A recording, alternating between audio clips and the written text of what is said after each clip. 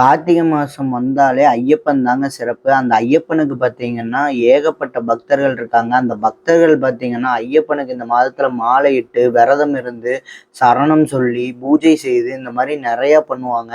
அந்த மாரி பார்த்தீங்கன்னா, ஒரு வீட்ல ஐயப்பனுக்கு பூஜை செய்தாங்க. அந்த பூஜையில என்னென்ன சுவாரஸ்யமாக எப்படியெல்லாம் சிறப்பு தரிசனம் நடந்தது என்று தான் இந்த வீடியோல பார்க்க போறோம். கொஞ்சம் வீடியோவ ஃபுல்லா பாருங்க.